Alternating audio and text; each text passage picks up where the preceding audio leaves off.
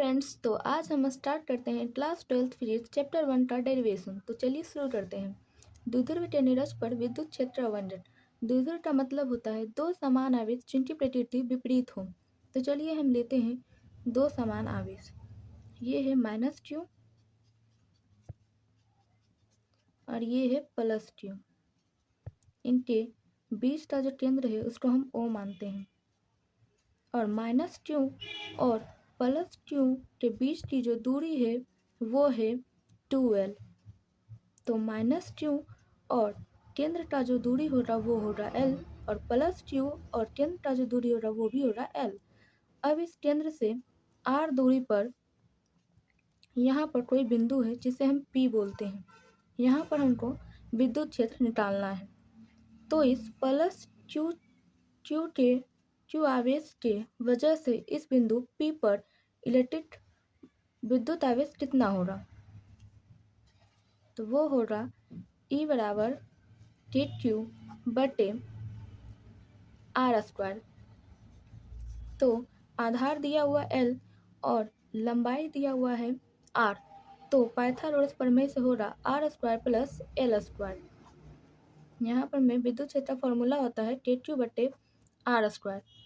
तो यहाँ पर kq बटे r² है, तो जो डिस्टेंस है इसका स्क्वायर, तो ये स्क्वायर और ये इसका अंडर रूट दोनों कैंसिल हो जाएगा, तो वो हो रहा r² प्लस l²।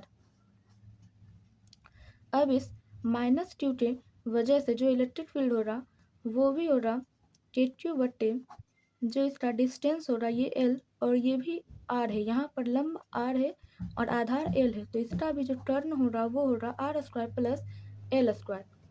तो इसमें भी r² प्लस l² हो जाएगा। ये -q की वजह से निकला।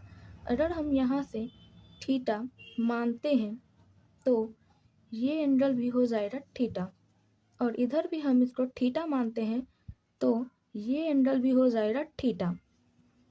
अब इस +q की वजह से जो हमारा इलेक्ट्रिक फील्ड आया है ये इसका हम कंपोनेंट, इसका 2 कंपोनेंट हो रहा।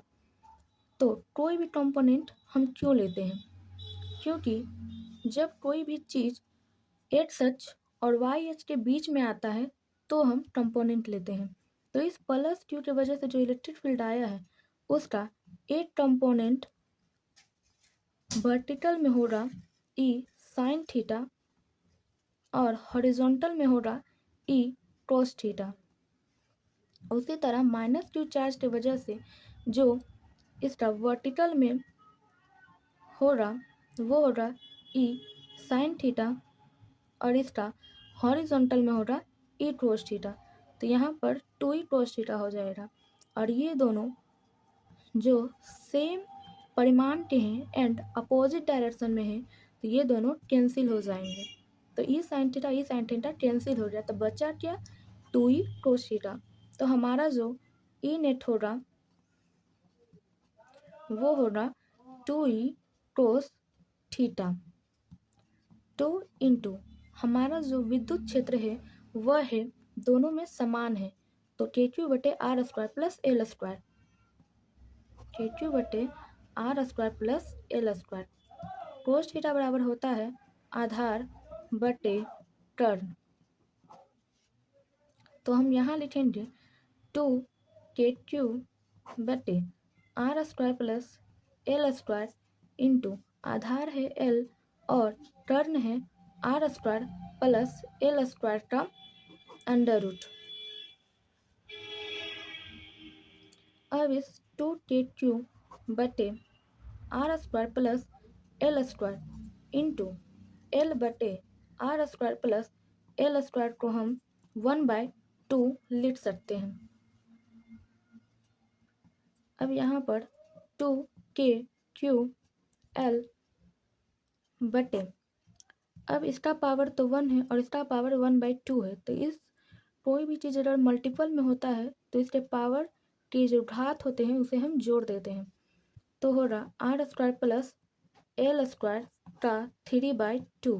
तो हमारा जो ई नेट हो रहा वो हो रहा इतना ही।